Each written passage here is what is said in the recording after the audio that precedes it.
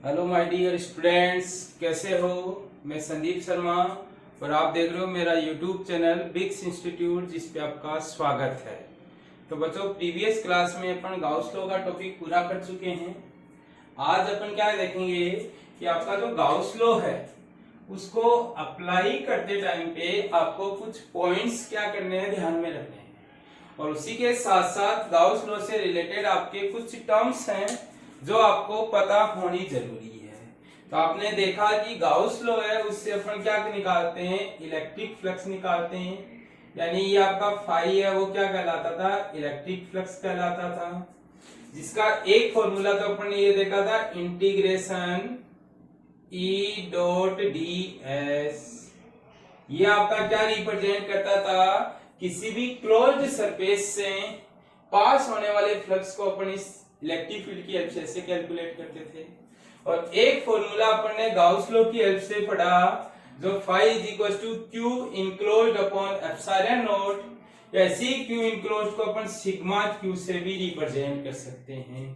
तो अगर आप इन दोनों को देखोगे तो इससे रिलेटेड कुछ पॉइंट्स आते हैं। इसमें फर्स्ट पॉइंट है आपके पास, यहाँ जो सिग्मा क्यू है वो किसको रिप्रेजेंट करता है, आपका algebraic sum of all the charges enclosed by the surface.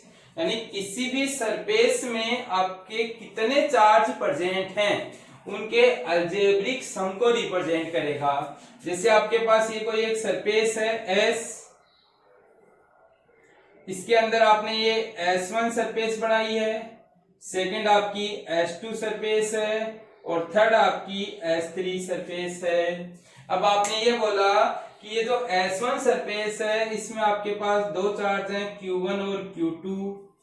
इसमें आपके पास Q3 और Q4 चार्ज है और इसमें आपके पास -Q5 चार्ज है। अब अगर आप इस सरफेस के लिए गाउस लॉ अप्लाई करोगे तो अगर आप इसकी बात करोगे, यानी कि S1 सरफेस की बात करोगे, तो आप ये कह सकते हो कि S1 सरफेस के लिए यानी सिग्मा क्यू S1 है वो आपके लिए क्या होगा, Q1 प्लस Q2 होगा। अगर आपको देखोगे यहां से तो आपको S1 सरफेस के लिए केवल वही चार्ज लेने हैं जो उसके अंदर इंक्लोज्ड हैं। S2 और S3 के चार्ज आपको इंक्लूड नहीं करने। ऐसे अगर आप सिग्मा क्यू S2 निकालना चाहोगे तो आप यहां लिखोगे Q3 प्लस Q4। अगर सिग्मा S3 निकालना चाहोगे QS3 तो आपके पास -Q5 आएगा। अब अगर आप यहां से देखोगे तो मैं आपको पूछूं सिग्मा क्यू एस कितना है, तो आप लिखोगे sigma Q S1 plus sigma Q S2 plus sigma Q S3। और यहां से आपका निकल कर आया Q1 plus Q2 plus Q3 plus Q4 minus Q5। तो बच्चों, फर्स्ट पॉइंट आपको यही कहता है कि सिग्मा क्यू आपका वो चार्ज होता है जो उस सरफेस के अंदर प्रेजेंट होगा।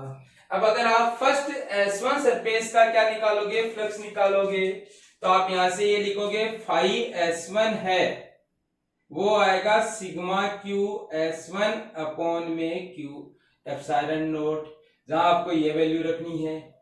ऐसे अगर फाई S3 निकालना चाहोगे तो सिग्मा क्यू S3 अपॉन में एप्सिलॉन नॉट। यहां से आपके पास फाई S2 है वो निकल कर आएगा सिग्मा क्यू S2 अपॉन में एप्सिलॉन नॉट।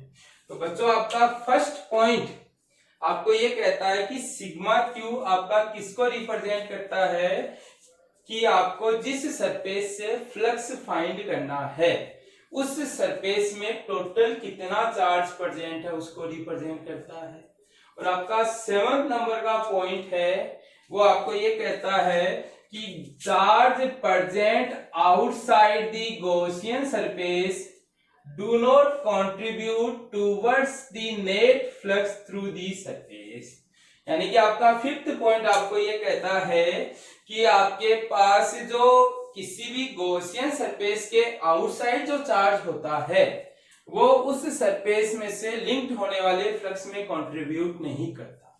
जैसे अगर आप इस फॉर्मूले इस डायग्राम को देखोगे तो इस डायग्राम में S1 जो गॉसियन सरफेस है इसमें केवल 2 ही चार्ज प्रेजेंट हैं, बाकी के जो चार्जेस हैं वो इसके आउटसाइड प्रेजेंट हैं। तो आप ये कहोगे कि सिग्मा, ये जो S1 सरफेस है इससे जब फ्लक्स कैलकुलेट करोगे तो केवल Q1 प्लस Q2 कंट्रीब्यूट करेंगे, Q3, Q4, Q5 का कंट्रीब्यूशन उसके लिए क्या होगा, 0 होगा।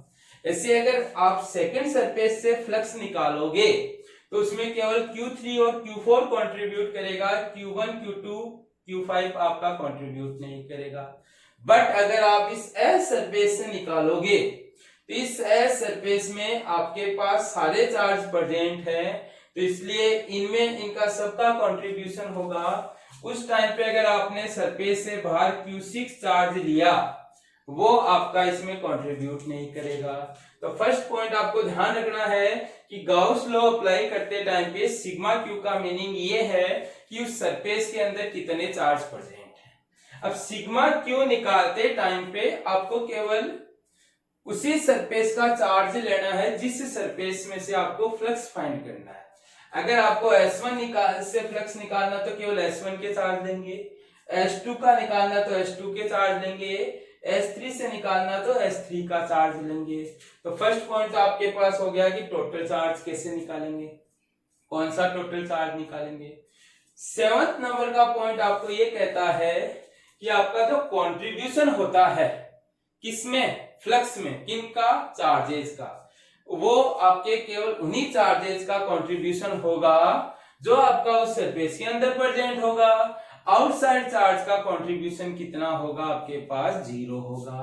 तो ये दोनों पॉइंट में किसी स्टूडेंट को कोई प्रॉब्लम नहीं होनी चाहिए। फर्स्ट पॉइंट सिग्मा क्यू का मीनिंग क्या है। 7th पॉइंट आपको ये कहता है कि कौन से चार्ज तो अपन को इंक्लूड करने हैं, कौन से चार्ज आपको इंक्लूड नहीं करने। क्लियर है दोनों पॉइंट, कोई दिक्कत नहीं। नेक्स्ट आपका पॉइंट कहता है कि जो अपन क्लोज्ड सरफेस कंसीडर करते हैं किसके लिए, फ्लक्स की कैलकुलेशन के लिए या गॉस लॉ अप्लाई करने के लिए, उसको अपन कहते हैं गॉसियन सरफेस। और ये गॉसियन सरफेस कैसी सरफेस होती है, एक इमेजिनरी क्लोज्ड सरफेस होती है जो अपन आर्बिट्रली कंसीडर करते हैं। अब ये जो कंसीडर करते हैं वो आपकी स्फेरिकल हो सकती है, सिलिंड्रिकल हो सकती है या और किसी टाइप की हो सकती है। और उसमें प्रॉपर्टी क्या होनी चाहिए कि अपन जो गॉसियन सरफेस सिलेक्ट करते हैं वो आपकी इस तरीके से हो कि उसमें जो चार्ज डिस्ट्रीब्यूशन हो वो कैसा हो, सिमेट्रिक हो। बच्चों ढंग से देखना कि आपका जो थर्ड पॉइंट और सेकंड पॉइंट आपको क्या बोल रहा है। सेकंड और थर्ड पॉइंट आपको ये बोल रहा है कि अपन इलेक्ट्रिक फ्लक्स फाइंड आउट करने के लिए इमेजिनरी सरफेस कंसीडर करते हैं और उस इमेजिनरी सरफेस को आप गॉसियन सरफेस का नाम देते हो। और ये जो गॉसियन सरफेस है वो स्फेरिकल हो सकती है, सिलिंड्रिकल हो सकती है। बट अपन ये जो सरफेस कंसीडर करते हैं वो इस तरीके से कंसीडर की जाती है कि आपका चार्ज डिस्ट्रीब्यूशन है वो कैसा हो, सिमेट्रिक हो, ताकि आपके पास इंटीग्रेशन E डॉट ds की जो कैलकुलेशन करें वो आपके पास क्या हो, इजी हो। जैसे अगर आप बात करोगे तो जैसे मैंने ये सिलिंड्रिकल सरफेस कंसीडर की और इसमें मैंने ये कोई एक वायर रख दिया जिसपे आपका ये चार्ज डिस्ट्रीब्यूशन है, तब आप यहां से क्या देख रहे हो कि ये आपका जो चार्ज है वो इस एक्सिस के अलोंग क्या, सिमेट्रिक है। अब आप यहां इंटीग्रेशन E डॉट ds की बात करो या यहां इंटीग्रेशन E डॉट ds को जब सोल्व करोगे और जब यहां इंटीग्रेशन E डॉट ds को सोल्व करोगे या इस पूरी सरफेस के लिए इस इंटीग्रेशन को सोल्व करोगे तो आपके पास कैलकुलेशन इजी हो। इसलिए अपन क्या करते हैं, ऐसी सरफेस को सिलेक्ट करते हैं जिसपे चार्ज का डिस्ट्रीब्यूशन कैसा हो, आपका सिमेट्रिक हो। तो आगे जाके जब एप्लीकेशन ऑफ गॉसेस लॉ पढ़ेंगे तो एप्लीकेशन ऑफ गॉसेस लॉ में कुछ जगह अपन सिलिंड्रिकल लेंगे, कुछ जगह अपन स्फेरिकल सरफेस कंसीडर करेंगे। तो उन सरफेसेस को सिलेक्ट करने के पीछे आपका यही पॉइंट है कि आपका जो चार्ज डिस्ट्रीब्यूशन है वो सिमेट्रिक हो, जिसके कारण किसी ना किसी पार्ट पे इंटीग्रेशन ई डॉट ds की कैलकुलेशन करते टाइम पे आपको क्या हो, कोई प्रॉब्लम नहीं हो। तो इसीलिए बच्चों ध्यान रखना कि आपके पास क्या करते हैं कि जब भी अपन कोई सरफेस कंसीडर करेंगे तो उस सरफेस पे अपन को गॉस लॉ या फ्लक्स फाइंड करने के लिए इस इंटीग्रेशन को सोल्व करना पड़ेगा। अब इस इंटीग्रेशन को सोल्व करोगे तो आप कह सकते हो कि इलेक्ट्रिक फील्ड है वो तो ऐसे है और इसका एरिया वेक्टर ऐसे है, तो इस पे अपन इजीली एंगल फाइंड कर लेंगे। ऐसे इसका इलेक्ट्रिक फील्ड ऐसे होगा और इसका एरिया वेक्टर है वो भी ऐसे होगा, तो आप देखोगे कि यहाँ का भी एंगल इजीली फाइंड कर लेंगे। इसका इलेक्ट्रिक फील्ड यहाँ ऐसे होगा और आपके पास ये। अब देखो इलेक्ट्रिक फील्ड ऐसे ड्रॉ क्यों कर रहे हैं, क्योंकि चार्ज डिस्ट्रीब्यूशन के परपेंडिकुलरली आउटवर्ड होगा पॉजिटिव का, और आपका एरिया वेक्टर है वो सरफेस के कैसा होता है, परपेंडिकुलर होता है आपके पास।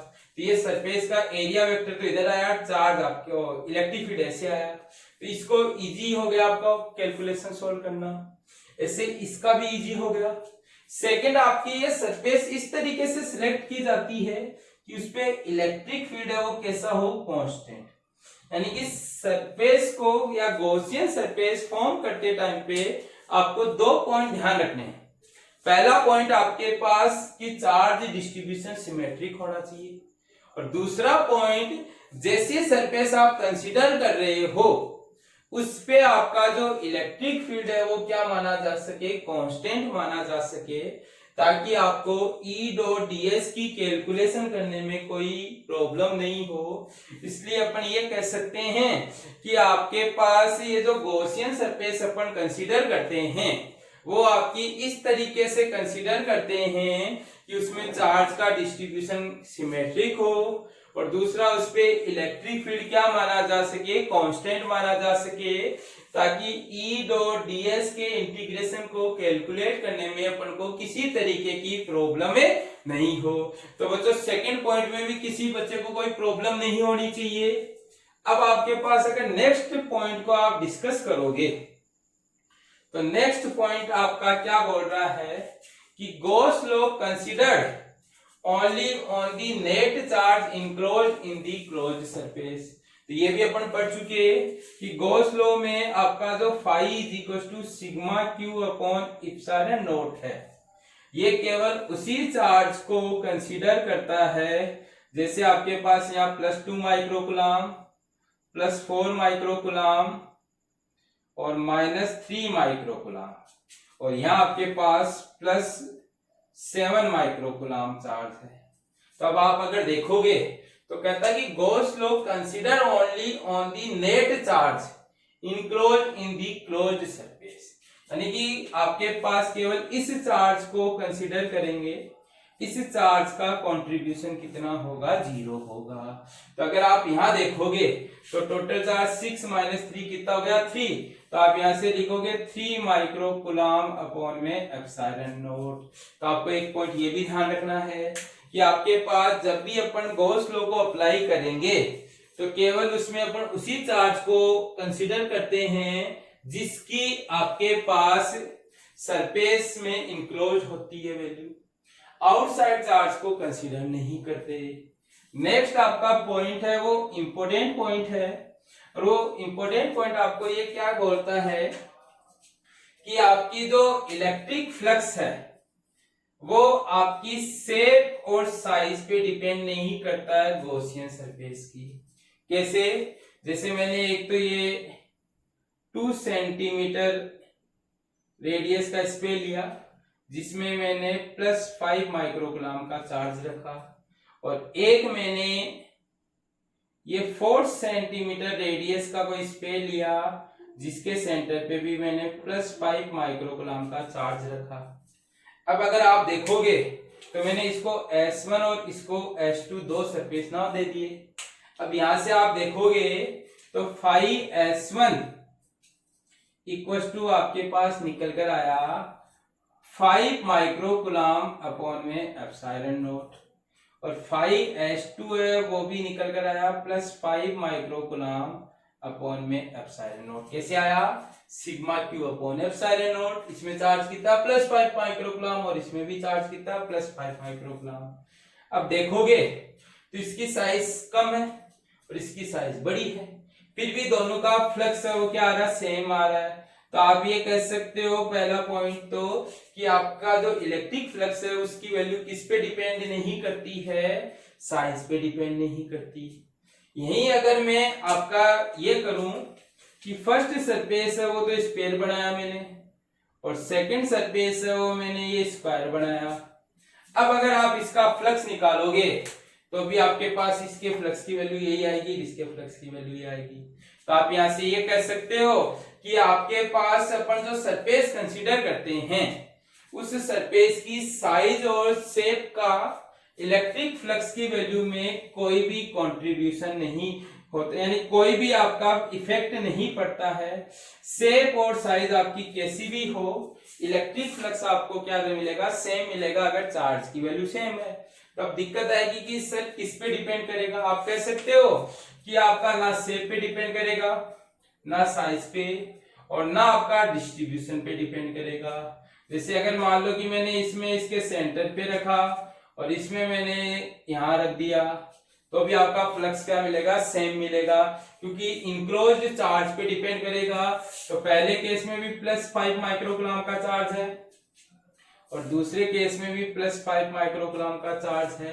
तो आप यहां से ये कह सकते हो कि इलेक्ट्रिक फ्लक्स की वैल्यू ना तो किस पे डिपेंड करती है? शेप पे, ना साइज पे, और ना चार्ज डिस्ट्रीब्यूशन पे डिपेंड करती है। तो बात आएगी किस पे डिपेंड करेगी, तो इसके लिए पॉइंट ध्यान रखना, it depends on amount of enclose charge, their nature and medium.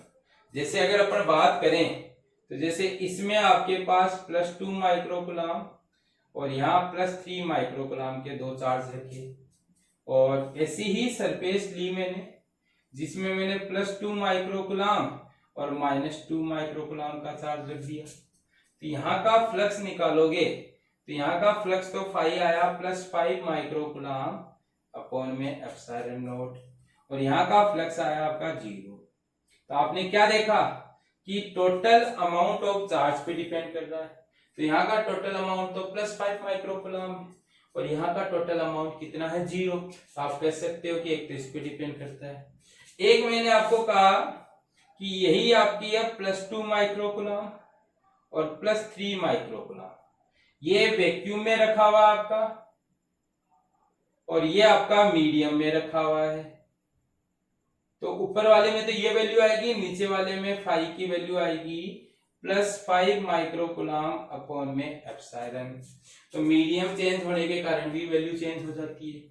और तीसरा, अगर चार्जेस की नेचर चेंज करोगे, नेचर का मीनिंग ऊपर वाले में अपन ने पॉजिटिव चार्ज लिया और नीचे वाले में नेगेटिव, तो यहाँ का जो फ्लक्स है वो -5 माइक्रोकुलाम अपॉन एप्सिलॉन नॉट आएगा। तो बच्चों आपको जो पॉइंट नंबर 5 है वो पहला पॉइंट लाइन तो आपको ये बोलती है कि इलेक्ट्रिक फ्लक्स की जो वैल्यू है वो गॉसियन सरफेस की शेप और साइज पे डिपेंड नहीं करती, चाहे शेप और साइज कैसी भी लो। ऐसे ही आपका अगला पॉइंट कहता है कि ना इसके चार्ज डिस्ट्रीब्यूशन पे डिपेंड करेगी। तो बात आई किस पे डिपेंड करेगी, तो ये पॉइंट ध्यान रखना, एक तो अमाउंट ऑफ इनक्लोज चार्ज पे डिपेंड करेगी और दूसरा नेचर और मीडियम पे डिपेंड करेगी कि चार्ज की नेचर कैसी है। अगर चार्ज पॉजिटिव है तो अलग अमाउंट मिलेगा, नेगेटिव है तो अलग अमाउंट मिलेगा। तो इसमें भी आपको कोई दिक्कत नहीं होनी चाहिए। नेक्स्ट आपको पॉइंट क्या बोलता है कि if net charge enclosed by surface is 0, the flux linked with its always 0 whether it is placed in an uniform or non-uniform electric field। तो मान लो कि आपके पास जैसे ये कोई एक इलेक्ट्रिक फील्ड E है और इस इलेक्ट्रिक फील्ड E में मैंने कोई एक क्यूब रखा है और इस क्यूब में मैंने एक तो रखा आपका प्लस क्यू चार्ज और एक रखा मैंने माइनस क्यू चार्ज। तो आप यहां देखोगे कि सिग्मा क्यू इक्वल टू कितना है 0 और सिग्मा क्यू इक्वल टू 0 है, तो आप कह सकते हो कि इसका फाई नेट है वो भी कितना मिला 0। अब फाई नेट का मीनिंग इसमें एक तो इनसाइड है देख आउटसाइड, तो आप लिख सकते हो phi in plus phi out, इन दोनों का सम कितना है 0। तो आप कह सकते हो कि यहां से फाई इन है वो इक्वल टू है फाई आउट की। तो आपने यहां से देखा कि ऐसी सरफेसेस जिनमें नेट चार्ज आपका 0 होता है तो उनका जो एंटरनिंग फ्लक्स है वो लीविंग फ्लक्स के क्या होता है इक्वल, यानी आने वाला फ्लक्स जाने वाले फ्लक्स के क्या है आपका इक्वल है। तो बच्चों इस पॉइंट में भी किसी को दिक्कत नहीं होनी चाहिए कि आपका ये पॉइंट क्या बोलता है कि अगर आप कोई ऐसी सरफेस कंसीडर करो जिसमें आपके पास नेट चार्ज 0 हो तो आपका इनकमिंग फ्लक्स आउटगोइंग फ्लक्स के क्या मिलेगा इक्वल मिलेगा। तो ये आपके पास पॉइंट नंबर हो गया आपका 6th 7th पॉइंट पढ़ चुके हैं कि आपका आउटसाइड का जो फ्लक्स में कंट्रीब्यूशन है वो 0 होता है। और लास्ट 8th पॉइंट है कि गॉस लॉ केवल तभी वैलिड होगा जब आपका जो फील्ड है वो इनवर्स स्क्वायर लॉ को फॉलो करेगा। कहने का meaning electric field E inversely proportional R square होता है, या ऐसे कह सकते हो कि इस फील्ड में जो फोर्स है वो इनवर्स स्क्वायर लॉ को फॉलो करता है, तब तो आपके पास गॉस लॉ है वो वैलिड है। अगर आपके पास ये कहा गया है कि F inversely proportional R cube, तब आपका गॉस लॉ क्या नहीं होगा वैलिड नहीं होगा। तो एक क्वेश्चन पूछते हैं कि अगर कूलम्ब्स लॉ है वो इनवर्स स्क्वायर लॉ को फॉलो ना करके आपका इनवर्स क्यूब को फॉलो करता हो तो आपका गॉस लॉ वैलिड होगा या नहीं होगा। तो आप कह सकते हो कि गॉस लॉ केवल उन्हीं फील्ड के लिए अप्लाई होता है जिनमें आपके पास क्या होता है कि इनवर्स स्क्वायर लॉ को फॉलो किया जाता है। जिनमें आपके पास इनवर्स स्क्वायर लॉ फॉलो नहीं होता है उनमें आपका गॉस लॉ क्या नहीं करता वैलिड नहीं होता है। तो बच्चों ये पॉइंट भी आपको ध्यान रखना है कि गॉस लॉ को अप्लाई करते टाइम पे आपके पास केवल यही पॉइंट होना चाहिए कि आपके पास जो फील्ड है वो ऐसा हो कि वो इनवर्स स्क्वायर लॉ को फॉलो करता है, तब तो आपके पास ये गॉसियन लॉ अप्लाई होगा, अदरवाइज वहां पे गॉस लॉ क्या नहीं होगा अप्लाई नहीं होगा। अब एक और पॉइंट ध्यान रखना है इसमें और उसको आप 9th नंबर का पॉइंट नाम दे सकते हो। और 9th पॉइंट आपको ये कहता है कि contribution of charge in electric flux, उसमें कौन सा चार्ज कंट्रीब्यूट करेगा, only inside charge is contribute या इन्वॉल्व बोल सकते हो। यानी कि आपका ये जो फाई अपन निकाल रहे हैं sigma Q upon epsilon nought, तो चार्ज ये आपके पास ऐसे लिखा आपने कि phi equal to integration E dot D S is equal to sigma Q upon epsilon nought. अब इसमें आपके पास ये तो हो गई आपकी लेफ्ट हैंड साइड और ये हो गई आपकी राइट हैंड साइड।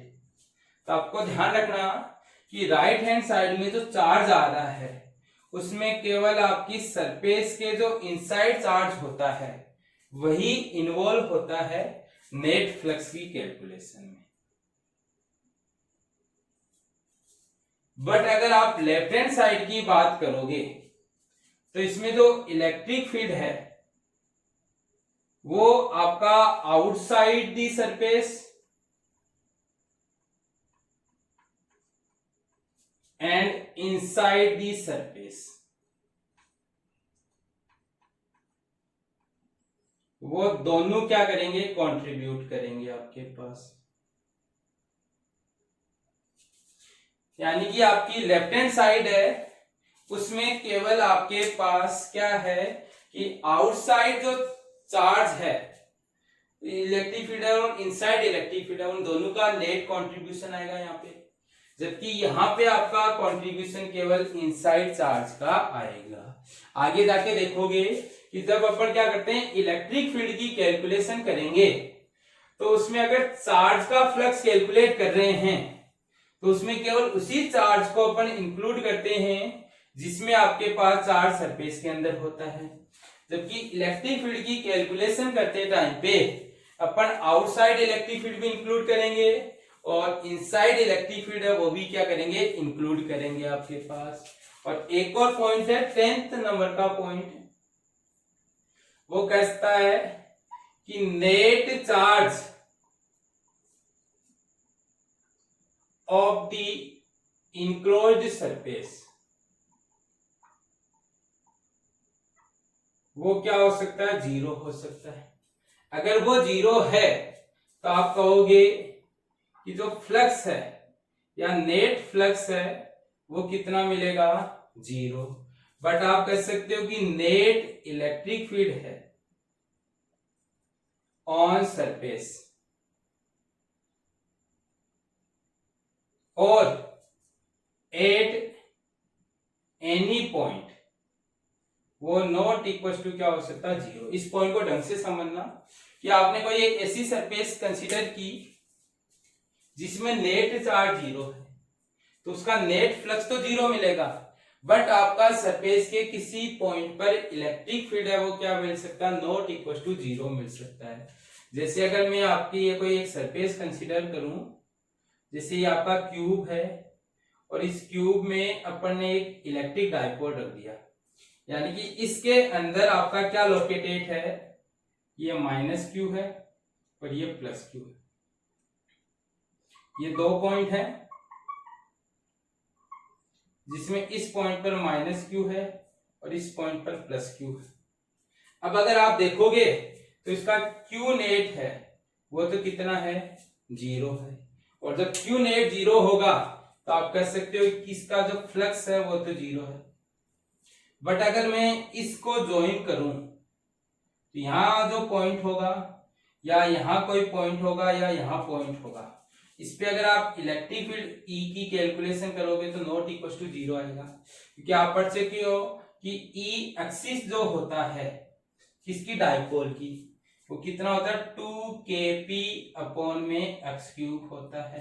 तो आप कह सकते हो कि इस सरफेस के अंदर अगर कोई पॉइंट कंसीडर किया जाए उस पे electric field not equal to zero हो सकता है, बट उसका आपका जो इनसाइड चार्ज अगर जीरो है तो उसका नेट फ्लक्स हमेशा कितना मिलेगा, आपको जीरो मिलेगा।